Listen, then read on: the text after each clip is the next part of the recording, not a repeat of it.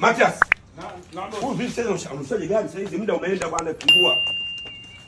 Fungua gari ya chao tosha jioni. Sasa hivi tenga muda wako ukafanye service ya gari hiyo. Sawa. Sawa boss. Ngoja. Hii hela ni mimi si hela. Nimempa service. Ya service. Ah service mimi nitaenda. Wewe una muda. Ha service ndio nampa service unampa hela yote hii. Service ya gari hiyo oil shilingi ngapi? Oil shilingi ngapi unaeka? 60,000. Oil of 60. 1, 2, 3, 4,